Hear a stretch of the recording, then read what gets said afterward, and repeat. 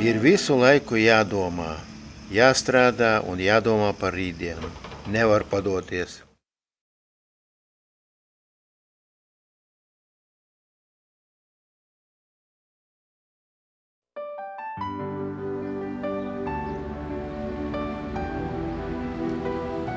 Mani vecāki ir no Liezeres pagasta, Madonas novada. 1949. gadā, 25. martā, bija izsūtīšana, un mēs tikām visi aizsūtīti uz Krieviju, uz Sibiriju, Omskas apgabalu, un tur mūsu dzīve sākās no jauna. Sāku iet skolā, viss bija krievu valodā. 56. gadā es pabeidzu 10. klasi, un tur pa vasaru visu laiku strādāju, varēja diezgan labi nopelnīt. Iestājos Kuibiševa vārdā nosauktajā Sibirijas transporta un ceļu institūtā, vakara nodaļā, civilās celtniecības specialitātē. Izvēlējos tāpēc, ka pa vasaru es gāju celtniecībā strādāt savhozā. Acīm redzot, tas man deva tādu impulsu, ka jākļūst par celtnieku. 1957. gadā mūs atbrīvoja, tad latviešus visus atbrīvoja. Mani vecāki arī atbrauca uz māju. Es paliku Sibirijā viens pats mācīties. Tomēr uzrakstīju vēstuli uz Rīgas Politehnisko institūtu. Viņi bija pretīm nākoši, brauciet, mēs pieņemsim jūs. Atbraucu uz Latviju un turpmāk šeit mācījos un 1973. gadā pabeidzu institūtu.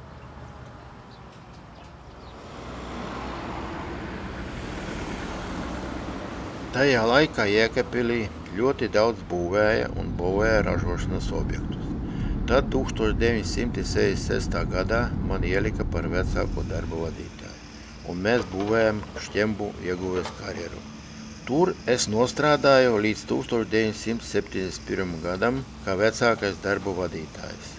Tad partijas komiteja mani rekomendēja kļūt par pārvaldes priekšnieku. Es no sākuma iebildu, kad es vēl neesmu strādājis kā galvenais inženieris. To neņēma vērā, un tā es tiku apstiprināts par pārvaldes priekšnieku. Tā es visu laiku esmu strādājis. –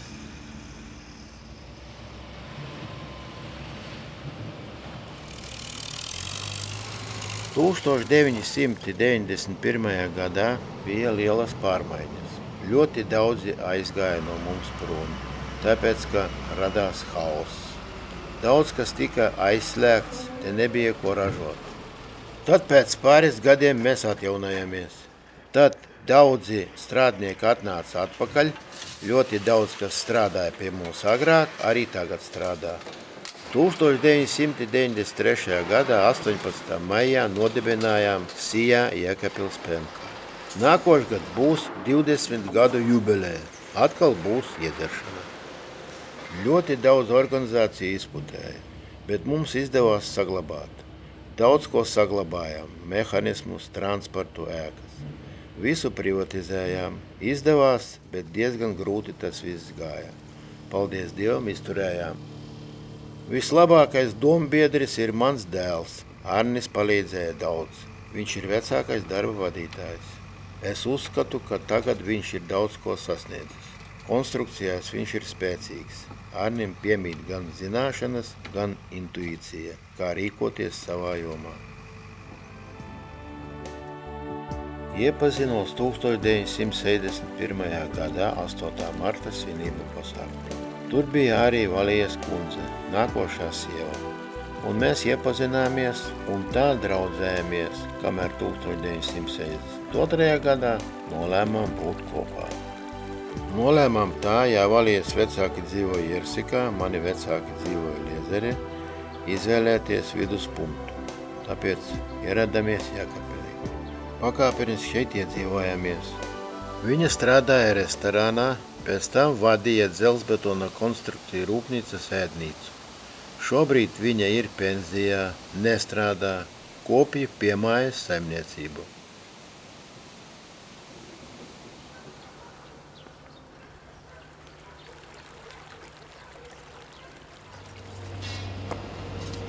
Mums šobrīd strādā 247 cilvēki.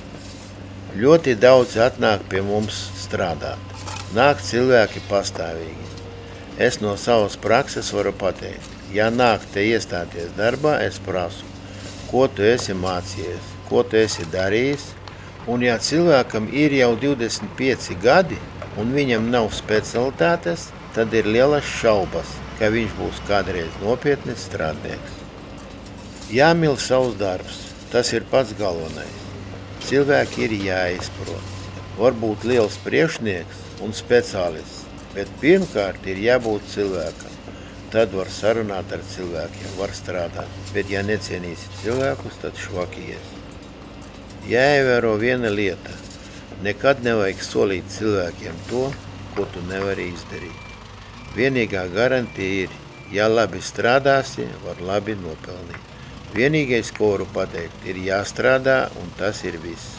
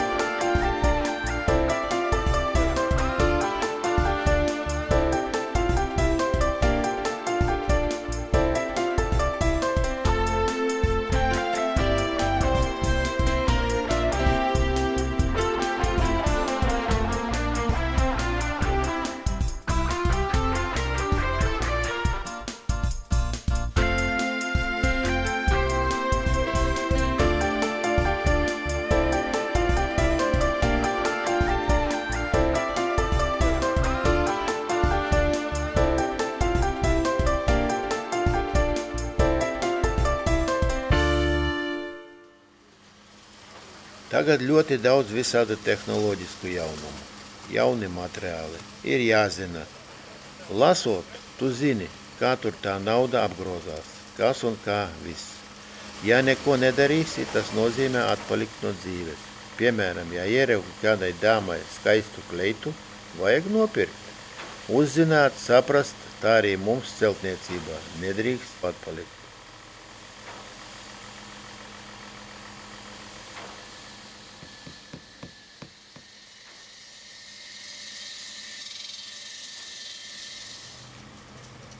Jēkabpils savā laikā bija būražotāji.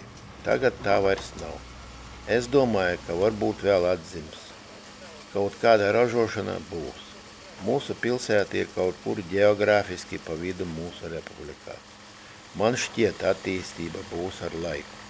Nāks kapitāls iekšā, pilsēta attīstīsies. Es ceru, ka Jēkabpilī ir nākotnē. Vienmēr ir kaut kādas problēmas, un vienmēr viņas būs. Daudz kas ir izdarīts, ja salīdzina ar pārējiem. Tad neesmu ne atpalicējis, ne priekšgājējis. Labi ir nodzīvots.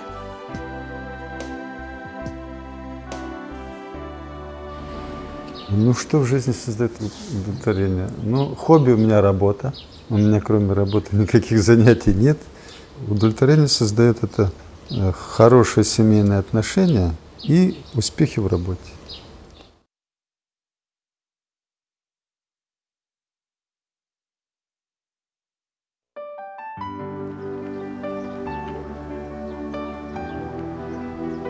Моя родина от Каунаса 15 километров. Родился я в 1939 году. Отец занимался сельским хозяйством, он был крестьянином. Мама тоже работала, помогала ему там. Вот так вел отец индивидуальное хозяйство до 1949 года, пока нас не отправили в Сибирь. Отец знал русский язык уже со школы. И вот это даже в какой-то степени помогло, когда нас ссылали, облегчило участь родителей. Пошел в 1 класс в школу. Вот я там окончил 7 классов. После 7 классов пошел поступать в железнодорожный техникум на специальность мосты и тоннели. Это уже в городе Иркутске. Когда я закончил 3 курса, родители отпустили домой, и я остался там один. И вот последний год учебы я провел один в Иркутске. а я вернулся в 60-м году. После того там поискал работу в Литве, не нашел, ну и приехал в Ригу. 5-й трест «Мостострой 5», который занимался строительством мостов по западной части Союза. Затем прислали меня в Екапельс на строительство моста через реку Даугаву. Его только начинали строить. Ну и вот на этом мосту я возводил опоры моста, а потом меня перевели строить завод МЖБК. Ну, после этого меня назначили замглавного инженера, еще будучи техником. Но я уже поступил в Ленинградский институт железнодорожного транспорта. Инженер-строитель железных дорог, вот так называлась на специальность. Ну, как подразделение было мосты и тоннели. Я его закончил в 1972 году. После этого до сих пор работаю в этом же предприятии, потому что это было предприятие «Мостотряд 24», потом переименовали его в «Виадукс». В 1992 году мы уже зарегистрировались как «Виадукс». Были разные веяния. Там, что надо все распродать и уехать. Ну, естественно, что мне некуда было ехать абсолютно, потому что у меня тут семья, дети. И я как-то старался уйти от того, что все продать и уехать. Ну, так постепенно стали работать, выкарабкиваться и нормально выбрались. Верить можно было только вот в себя, в своих людей, в свою фирму, потому что ведь никто, кроме самих, ничего не мог сделать. Тут надо было искать работу, считать.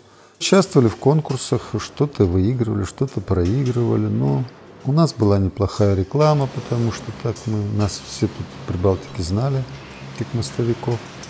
И за счет этого мы вышли-то вот на сегодняшний уровень работы.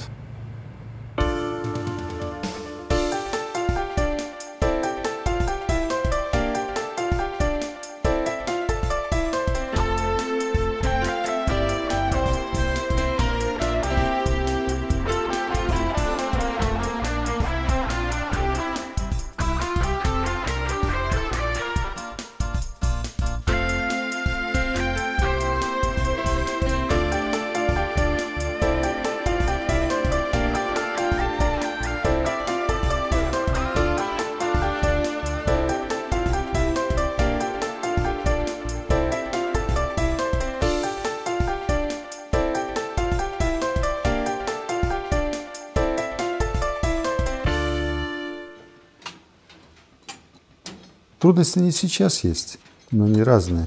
Теперь вот трудимся, сколько возможно. Хотя конкуренция у нас очень большая. Рецепт в этом деле один. Это надо стараться хорошо работать и как бы думать, как организовать работу. Еще у нас какая сложность в нашей работе?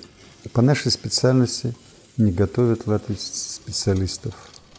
Поэтому надо человека принять на работу, выучить его.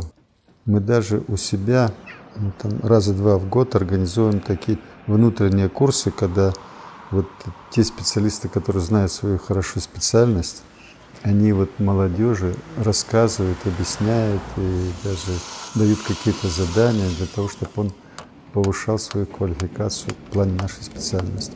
Он должен знать хорошо технические науки, скажем, и должен знать хорошо расчеты, статику, динамику, кинематику, ну и, естественно, расчет мостов. Но это как бы уже производные из этих предметов вытекают. Те, которые обучены, да, мы стараемся их как-то любыми путями удерживать. Потому что вот потерять хорошего специалиста – это очень большой ущерб для нас, потому что другого найти сложно.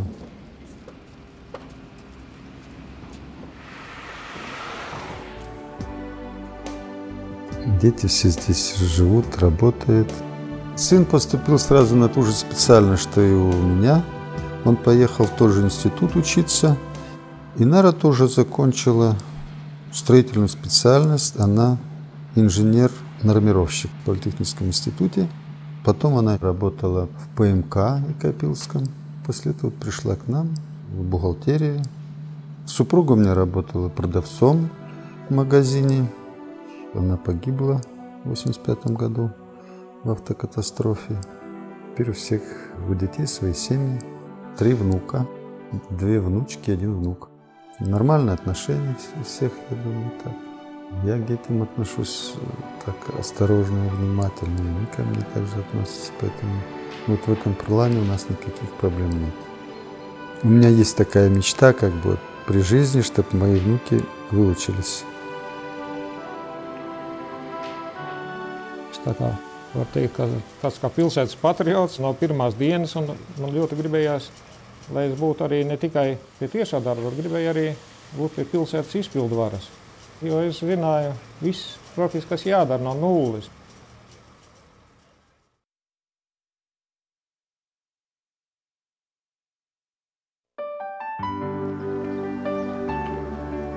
Tēvs un māte ir visi vietējie, māte Krustpiliete, tēvs Jēkabpilietis. Sanāca tā, ka 41. gadā, kad nāca vācieši iekšā, mēs dabījām braukt emigrācijā Bauskā. Un tad 49. gadā atgriezos Jēkabpilī, tagadējā Krustpils novadā, tur, kur ir Priža avēnija, tur bija vecmammas māja, tur mēs kādu laiku dzīvojam. 50. gadā aizgāju 1. klasē Krustpils pamatskolā, kur arī kādreiz mana māte bija mācījusies. Līdz 57. gadam mācījos tepat. Un tad pēc 7. klases bija jāizšķirās, ko darīt. Brālis jau strādāja, viņš saka, zini, Zigmund, tev vajag kaut ko nopietnāk. Viņš domā, ka jāiet man pa celtnieku mācīties. Kaut man ar celtniecības nebija nekāda saprašana. Tā viņš iestājās celtniecības tehnikumā, 57. gadā iestājās, 61. pabeidza, komunālās saimniecības ministrijas nozīmējumu, nozīmēts uz Krustpili. Un tad mums darbs sākās ar to, ka visas Krustpils būves vajadzēja apzināt, skatīties, kas tur jāsakārto. 63. gadā iesauc armijā. Dienot armijā, es jau saprotu, ka to vien par maz būs jāturpina mācības. 66. gadā izpildu komiteja paaicināja, lai mani pārceļ uz rajona izpildu komiteju par būvniecības kontroles arhitektu. Jo ļoti attīstījās tajā laikā celtniecība un vajadzēja, ka būtu vienam speciālistam, kas te visu uzrauga no būvniecības būvotļaujas līdz pašai nodošanai, līdz pašām beigām. Par šo laiku arī beidzu augstskolu. 75. gadā beidzu Politehnisko institūtu savā specialitātē. 76. gada sākumā man pārcēla darbā no iepriekš amata uz Latkomuna projekta Jēkabpils nodaļas vadītāju.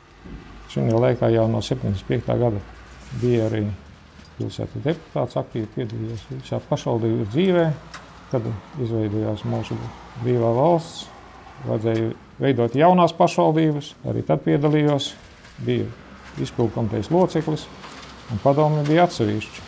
Pirmo gadu tā nostrādājām, tad notika apvienošanās. Tad strādāju komisijās un pēc tam vēl brīvos sasaukumos pēc kārtas. Visam ir savs laiks, man jau, godīgi sakot, teica Zemzars. Cik ilgi var? Nevajag pārvērst deputātu amatu par tā kā patstāvīgu darbu. Taisnību sakot, es varbūt traucēju kaut kam, jo man vienmēr bija savs viedoklis. Es zināju, kas pilsētā vajadzīgs, un es centos viņu aizstāvēt. Tāda bija man tā nebūšana. Bet vienalga, lai arī es lielākoties skaitījos tā kā opozīcijas deputāts, es kaut kā iemantoju gan pilsētnieku, gan arī bijušo savu visu kolēģu cieņu. Visi mēs esam labi paziņas, labi draugi. Apprecējos 68. gadā, 71. gadā mums ģimenē piedzima pirmais dēls, 75. otrais dēls, tieši tad, kad es aizstāvēju diplomu projektu. Sieva mana pārtikas tehnologs, beigusi Lauksaimniecības akadēmiju, vadīja tirdzniecības uzņēmumu. Ir 4 mazbērni, 3 puikas, 1 meitene. Es esmu ar bērniem ļoti apmierināts. Brīvā laikā viņi arī kaut ko dara, kaut ko sporto. Viņam piemēru no vecā tēva. Es arī jau no skolas laikiem esmu bijis sportists. Es atceros, kad mēs Krustpils pamatskolu gājām, sacentāmies ar Krustpils vidusskolu, un tad pamatskolas sportists vinnēja.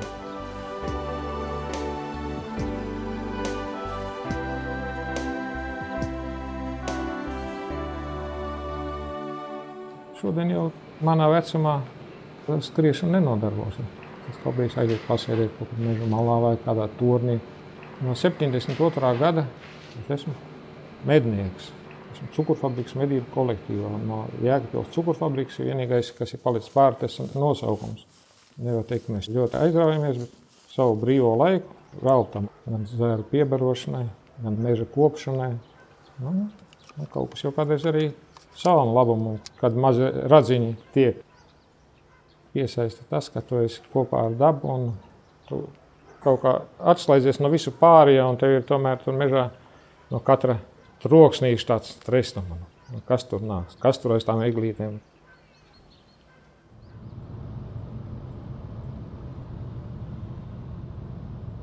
Līdz 91. gadam mums darbi tika plānoti 2 gadu uz priekšu. Mēs zinājām, kur ko būvēs, kas būs jāprojektē. Tad pēc 91. gada tas viss beidzās. Vajadzēja kaut ko domāt. Neteiksim, ka bija viegli komunālu projektu, visi celtnieki zina. Ja kur kādas problēmas, tad griežās pie mums. Mums labs kontakts ir ar visām pašvaldībām, ar pašvaldību priekšsēdētājiem.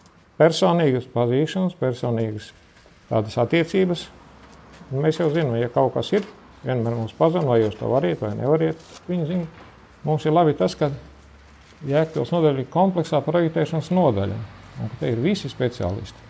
Mēs strādājam kompleksu un taisām visu to, kas ir vajadzīgs. Labākajos gados mums strādāja 50 cilvēki. Pēc pārmaiņām mums bija no 25 līdz 15, atkarībā no slodzes. Mums ir savi arhitekti, mums ir elektriķi, siltumtehniķi, gāznieki, santehniķi, konstruktori. Ja notiek kāda avārija, pirmais griežas pie komunāla projekta. Ļoti labs un draudzīgs kolektīvs mums ir izveidojies jau no tiem gadiem, kad mēs nodibinājāmies. Tāpēc mēs arī to kolektīvu cenšamies saglabāt. Un arī tā motivācija, kāpēc es te tik ilgi turos, lai to kolektīvu saturētu.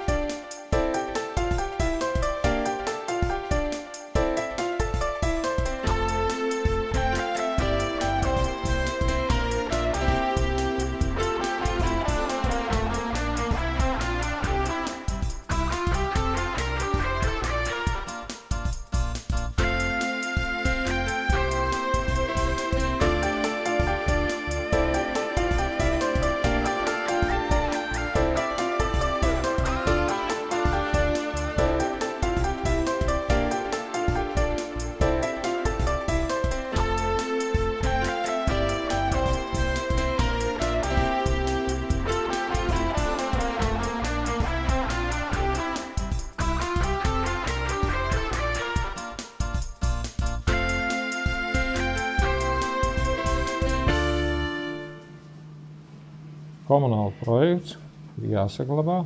Viņš tieši bija veidots tādam mērķim, lai nodrošinātu visu pilsētu vajadzības. Tāpēc es ceru, ka mēs vēl strādāsim. Jaunā mājiņa ir izaudzināta, tehnika mums ir laba. Gandarījums sagada tas, kad tu ej pa pilsētu, pa jebkuru dzīvojamā rajonu, pa jebkuru ielu, tu zini, ka te ir mūsu komunāla projekta ieguldījums. Un kas būs mūsu spēkos, to mēs palīdzēsim pilsētai mums.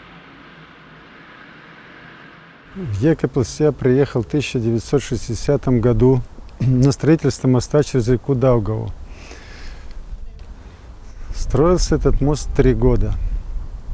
После этого я дальше продолжал работать в Jēkabpilсе. Мне понравился этот город, хорошие люди, хорошая природа. И решил я здесь завести семью и остаться на постоянно. Galvenais būtu novēlējums mūsu jēkabpiliešiem sargāt visu to, ko mēs esam 50 gadu laikā uzcēluši, atjaunojuši, lai mūsu pilsēta būtu skaista un plaukstoša. Faktiski visus šos 50 gadus esmu strādājis vienā darba vietā. Daudz kas ir izdarīts, daudz kas nav padarīts.